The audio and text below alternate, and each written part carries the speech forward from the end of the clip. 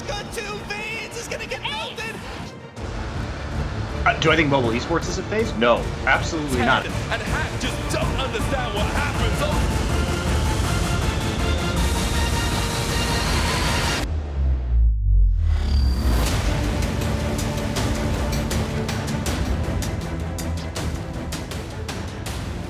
Hey, and welcome to another episode of the Halcyon Report.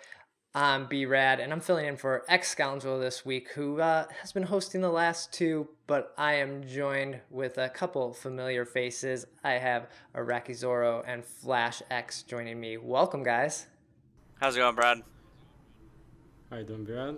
Yeah, good to have you back, Iraqi. I know this was a fantastic week of Vainglory8 once again, and there's a lot of stuff to cover. No, it has been. It's been a great week again, very similar to last week. A lot to talk about. Yeah. I'm ready to get into it. Mm-hmm. Well, I know people are probably eager to hear your guys' play-by-play, but we got to touch on a little bit of the other esports business that's been happening. And I think the first thing to touch on is the challenger scene in VGL and VIS that is happening both in the EU and NA side. And we're moving into week 3 coming up here. And this is where I believe the loser brackets are finally decided and the top teams are really starting to emerge. FlashX, if we want to start with you, I know, Iraqi, we talked a little bit about it on the last episode, but Flash, I'd love to hear your thoughts on if you're watching this Challenger series and maybe who you got an eye on. Yeah, no, so I've definitely been keeping up with it. I fully expect there to be some transition of teams from Challenger moving in to V8 and vice versa. I think that this year, especially with the rule changes, that the Challenger teams actually get to select who from the bottom 3 of the Vainglory8 that they ultimately get to match up against adds a lot of suspense to it. I think the teams definitely watch out for our One Piece 101, Libex, and Energy. They're all playing really, really well right now, so I wouldn't be surprised at all if those were the teams who ultimately get a shot at playing for a spot in the Vainglory8. Mm-hmm. Yeah, I think we mentioned or talked about that rule, I believe the first episode of the Halcyon Report, where, yeah, you can pick, if you're one of those challenger teams that make it in, you can pick the team you want to go against and basically steal their points, if I'm correct there, right? Yeah, that's pretty much the system right now in the between the Challenger series scene and the VG8 when the Challenger battles happen. The team that you end up facing, if you manage to beat them, not only do you take their spot, but you also take their points. So it creates that dynamic of, do you want to play against quote unquote the weaker team with less points, or do you want to play against the stronger team with more points and take their points and have a better chance of getting to the live finals? But the challengers is getting tougher and tougher. I'm really excited, looking forward to finally watch those stronger teams and the challengers fight one another and see who's going to come out on top. There is one thing though, when it comes to the actual challenger battles between the teams that will make it to the top 3 and the teams that will be at the bottom 3 of the VG8, which is that the VG8 team is going to have an advantage when it comes to draft, because those challenger battles are going to be played with the double ban draft, which the challenger teams have not been playing with. They've been playing with the single ban. So the VG8 teams should have a little bit of an advantage there. It's going to be interesting to see whether the challenger teams are going to be able to adapt quickly enough and come up with good strategies to beat these VG8 teams. If either one of you guys were in that situation, would you roll the dice and go for the top points, or would you just go for the low man on the totem pole and take out that bottom team with the thought that you have a better chance of beating them? It's definitely a toss-up. There's certainly pros and cons to both. I think that with how much we have seen Vainglory as an esport grow just within these past couple of months, my personal approach, if I wasn't already part of a signed organization, which I know Energy is through the Challenger system, I would probably just try and qualify for a spot in the Vainglory8. I think that opens up tons of opportunities, especially if anyone has the desire to pursue Vainglory professionally, and definitely puts you on the map and gets you noticed by other organizations who have not yet signed teams or maybe even organizations who are looking to upgrade their team. I think that that would be a really good path into pursuing Vainglory professionally. Yeah, I would say it's about what your goal is as a team. Do you want to just get up and be within the top 8 teams in the region and gain as much experience and improve as much as possible as a team, or do you want to go all the way and get to the live finals? Because I believe in some cases, well, at least there are some scenarios that these teams might end up in, which is that if you play against a weaker team and you beat them with their points, no matter how good you do, you still might not be able to qualify to the live finals. So like FlashX said, is if your goal to just be up there and get some brand awareness for yourself, get the experience, improve as a team, then that's one way to go. But if you want to just prove yourself, you have the confidence to take on the best teams in the region and best teams across NA and Europe, since that's where the Unified Live Championship is going to be happening, then you're going to go for the higher stakes. Nice, very true, yeah. And that brings us into the next topic where, yeah, the unified, I guess, teams across all these regions, and we're really seeing the Vainglory's esports team or scene just take off and explode here with the SEA region and the EA region starting up their Vainglory8s over this last week and a half now. And I have not caught up on all these games. It is an insane amount of games to watch just for your own region, but I did check out the scores and see some of these games, and they are definitely some great competition there. Flash, have you been watching these or noticing any trends there? Just because of the time difference, I haven't been able to watch them live. I've definitely been keeping track of the results, most particularly with the EA region, just because Invincible Armada are still the current reigning world champions. I think that a lot of regions and a lot of teams and a lot of players were really taken aback about basically how far ahead they were in terms of their mechanics, their synergy, their strategy overall as a team, that I think that it's very valuable to study everything that they're doing. So I've definitely been keeping up with their results. I know that they won their first week of competition. I'm pretty sure they played Detonation Gaming in the finals of that and won it fairly cleanly. I know that one of the games got kind of dicey, but yeah, no, I still think that they're absolutely deserving of the #1 team in the world. And I know myself in particular, that's the goal for this year, is to kind of be able to get an opportunity at getting a shot at taking them out of that title. Right. How about you, Iraqi? Get a chance to watch them, or same thing, kind of time difference? Just It's very similar to FlashX. Specifically with SEA, no one really from our part of the world is paying attention to it just because of the time restrictions. But EA, I think everyone has their eyes on that region only because of Invincible Armada, like FlashX said, coming out so strong at Worlds and proving to everyone that they are by far the strongest team, at least back then. So everyone is trying to keep their eyes on them to see how they develop as a team, what metas do they come up with, what picks, what heroes do they prioritize, and all of that. And from the recent matches and the recent competitions that have been happening in EA, it seems like Invincible Armada is still continuing to be at the very top, so not a lot changing there. There has been a team coming in that's very new, GG New Type Second. It's a very, very weird name, but they ended up facing Invincible Armada at the finals, lost 2-0 or 0-2 to them, but it's still nice to see that an upcoming team managed to get all the way to the finals and face Invincible Armada, even though they didn't quite take any games off of them. Do you think that hinders Invincible Armada at all, not having maybe competition at their same level at the moment? Like here in NA, you guys face off head-to-head every week, and top 2 teams here.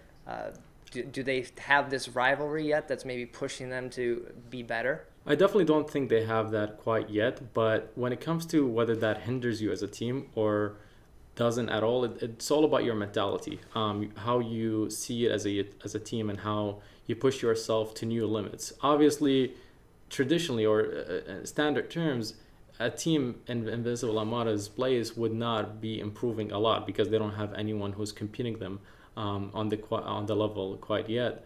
But knowing Invisible Armada, knowing the players on that team and how much dedication and devotion they have going into their competitive careers, they always keep pushing themselves forward regardless of the scene and regardless of who's competing against them. So I don't think that team is quite hindered by the situation, even though perhaps another team would be, but not in the case of Invincible Armada. Okay, true.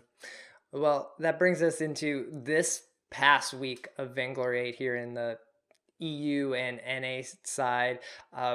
Definitely a few more picks I felt like on the EA side. We saw like Grumpjaw come out again over there, and NA seems like it's a little bit of the same. Iraqi, have you been noticing that, or what are your thoughts on this week here in the Vainglory8? I mean, I would say it's been fairly similar, but not completely. We definitely saw a few new picks being introduced, at least to higher levels in terms of how many times they were played. Talking about CP Fortress, talking about Jules and Lane, something that TSM did, putting the priority on Koshka with the first picks on A side. So we do see a little bit of diversity from last week or from the first week, but it's still overall similar in terms of everyone is trying to go for the stronger early game comps. Everyone's trying to play as aggressive as possible and to try to snowball. I think it's something that just relates to the NA as a region, and it seems like the teams keep playing that. And it's perhaps because of how the patch is developing. It really rewards stronger early game comps because there are so many objectives on the map that you can take and snowball off of. And how about you, Flash? Kind of similar thoughts, or have you noticed anything different from week to week here? Yeah, no, I definitely think a lot of that is the same. The biggest difference I saw was just how much more Jewel is played in North America. I know that was something that EU kind of brought right out of the gates, and they already knew it was a strong pick, but it really wasn't being played in NA until they really saw EU play it. And I know Cloud9 did bring it out in week 1 against us, and they were actually really successful with it, which led to us trying it. But I think that they actually adapted that from EU in the first place, so I think that was really cool. But a lot of the same. I think having the double ban in Vainglory esports now has been really influential in how dynamic some of the drafts has gone, because I do, like Iraqi said, think that the draft meta has evolved after the first week to create a lot more variation and teams optimizing different picks over one another. And then as far as like the strong heroes, I know we're still seeing this Lyra and Adagio priority. FlashX, I know you've been a Adagio player since the very early days of Vainglory, so this is probably almost a comfort pick at this point, but just he seems like he's just so strong. Yeah, Adagio, just because he's so strong as a flex pick, he can be played either in the lane and be an absolute monster, or be flexed right into roam if people try and develop a strategy to counter him when he's a carry. Just makes him super, super dynamic and definitely a top priority for all teams in North America. Yeah, we faced TSM and they pulled, in the last game we faced them, they pulled off the Adagio lane, and it's so extremely strong if played correctly. And obviously players such as Best Chuck excel on characters like that have a lot of potential. What I do like about week 2 of Vainglory8 has been also what the teams have been able to come up with as counters for those standard picks that we keep referring to, such as the CP box that came out against the CP Fortress. Is something that we ran as a team, GankStars, and it proved to be very effective generally because it negates exactly what CP Fortress is the strongest at, which is using his ultimate, and CP Fox just becomes very effective when there are multiple characters and multiple units in front of him to get his damage with the resonance bounces off of.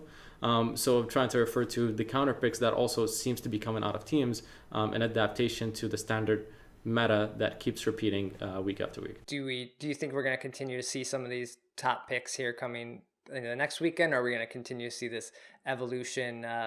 Are we going to start to see more Grumpjaw now that maybe players are a little more familiar with it, or is it kind of possibly going to be the same?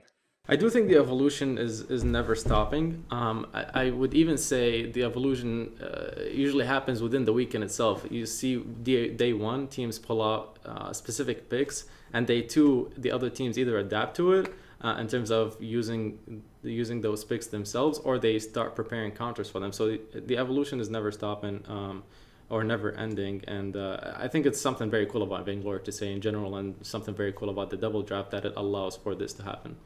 And so you guys faced off head to head here in the finals once again, and these matches were definitely a little more intense this time. We went to 3 games instead of the previous week. TSM took down GankStars 2-0. So it seems like I almost say the synergy of both your guys' organizations just seem to be coming together. And I was wondering, do the team houses have an impact here? Both of you, I know Rekt isn't with Xenotech and IraqiZorro at the moment, but it seems like you guys have the gaming house. You guys are together. It must be having an impact. I would say 100% yes. I think that team houses and esports as a whole are an industry standard simply because they enable players and teams to really push the limits of what they're capable of doing. I think that now that we've been in team house, at least for TSM, the team house through Worlds, we were really just elevating ourselves to even a step ahead of what we were in Worlds, and we practiced a lot going into Worlds. But just the bond and the connection and the synergy that you develop as friends and as teammates is something that you really can't be obtained through a computer and through a headset. When you live together and you go through all the aspects of daily life together, I think that really brings a team closer and ultimately enables the team to grow and develop and achieve new goals that they haven't before. And I think that it's not a fluke, the fact that TSM and GankStars have been the 2 teams in the finals 2 weeks in a row. I think that really the only way that's not going to happen is if we're on the same side of the bracket, or if one team makes an uncharacteristic error that they wouldn't normally make. Yeah, Iraqi, your thoughts on the team house? I know Xenotech, he has been, seems like he's been proving every week as a player, and maybe it was not having that team that kind of was holding him back in the previous Evil 8 series and other championships. Like he always talks about just the opportunity of not being able to practice, and I'm sure in a team house environment, practice is kind of priority. Right. I do completely agree with FlashX here. I want to say that the first time we got a taste of how much a team house affects the synergy of the team and how strong they are as a cohesive unit, we got the first taste of it when we were back at the VIPLs, FlashX, if you remember, being there as teams coexisting. It was our first time understanding and seeing how much it affected the teams, as I said, and since then we've always had the ambition to have our own gaming houses and team houses here back in NA, and having them exist for the teams throughout the entirety of the year, rather than just when you're going for one competition. TSM obviously was the first one to do it, and it's the way they've performed throughout the last year has been a testament to how much it helped them grow as a team, and how much it helped them grow as friends, and building that relationship and building the bond. For us, it's working the same way. Unfortunately, because Rekt is not living at the team house quite yet, it's not showing our full potential yet, or the full potential of how much it can affect our team positively. But just coexisting with Xenotech in the same house, and throughout the day, getting to just hang out together, talk about the game throughout everything that we're doing, whether we're eating, whether we're watching TV, whatever it is, we're always talking about the game, getting to know one another. It's built a bond that definitely wouldn't have been able to build over a voice, or over I want to say. Yeah, I'm sure it builds that communication. Like you know how to talk to each other, or any members of the team, a little better, than no one's gonna take it the wrong way, because you're like, we know each other a little better. Previously, before we moved into the gaming house, I had a lot of hesitant trying to give feedback to Xenotech, or receive feedback, either because you don't quite know the person, so everything sometimes comes off incorrectly and not as you had meant it. But now that we're in person, it's really easy for us to just communicate what we really want to communicate and for everyone to understand it that way. And you touched on how Xenotech has been improving and performing a lot better than he's done in the past. And you touched on how it could have been just the fact that he now has a team that can support him and that is as dedicated and as serious about their careers in Vainglory and esports as he is. And I definitely think it's a huge factor for him, and that's what we're trying to do. It's always what we want to try to do as a team, regardless of who's on it, is to support one another and provide them with the best environments and provide them with the best tools necessary to excel as players. Mm-hmm. So it seems like we're building almost quite a rivalry here with TSM versus the GankStars in these finals. Is it fun to be facing each other every week, or interesting? Like, you guys have known each other and played each other since the beginnings of this game, since it launched. So it has to be like almost bittersweet at times because you're friends on some degree, but you got to get your team to win, right? Yeah, no, I thought it was great. I was actually going back through my Twitter today I wanted to see I what was gonna my touch on that, yeah. I wanted to I don't know what prompted it, but I was just going back through my Twitter and I wanted to see what some of my original tweets were, and it wasn't until I went to VIPL in Korea where I actively started using Twitter and just looking through some of the moments and some of the memories that we had when we were in Korea and we were living with the GankStars. Like Iraqi said, definitely develops a bond and a friendship and a lot of memories that I'll never forget and take with me for the rest of my life. So I think that it's been awesome, and I definitely do think that a rivalry is developing, and let's just see how far we can take it.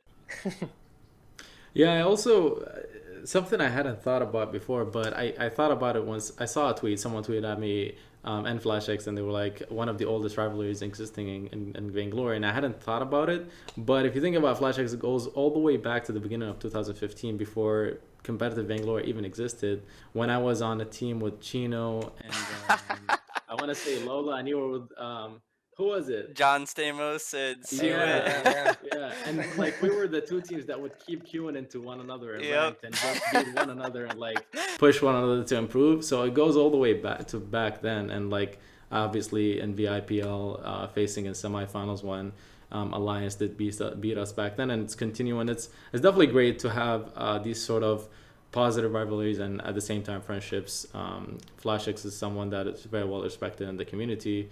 And it's just great to see him continue succeeding, and for us to continue succeeding as well. Well, you talked about like pushing each other and just like, I guess, improving as players. And the play of the week this week is from the game 2 where you guys faced off in the finals. And I just have a feeling next week's clip could be from one of these games as well. But have you guys had a chance to check out this clip? We'll play it here, and then we'll talk about it for a second. Well, they've definitely been living with the shining hope. Oh, they have indeed, and Best Chakane is going to jump straight on IraqiZorro versus Judgment. Is going to get channeled, however, just gets blocked momentarily there, and Vonsi is going to be able to trade out that kill. However, Xenotech doing so much work, actually gets dragged over the wall. Vonsi is on top of Rex now, just separating the team, and Xenotech just comes up massive there alongside Rek, and he's going to be able to finish up Vonsi. That forced accord was perfectly timed from Rek. All right, so we saw this play here, and Xenotech was on Black Feather, and we see both of these priority picks, the Lyra and Adagio, making it through in this game. And this clip just, I don't know, it just went one way, and then Xenotech came through and just played cleanup, really. Yeah, so we took a huge gamble in the draft by giving over the power pick to Adagio. I know that earlier in the weekend, maybe even that same day, the same scenario happened, and GankStars actually prioritized the Lyra, which I know is a huge comfort pick for Rekt. So it was a calculated risk. We knew that we'd get one of the two. But that team fight specifically, I felt like we had the upper hand. Iraqi went down pretty quickly, and then Xeno did a really good job cleaning it up in combination with Rex forced accord, pulling Vonsi through the wall. Felt like that pull by Rek almost was the game changer there. Like, I almost felt like Xenotech would have went down if Vansi would have been in that fight the whole time.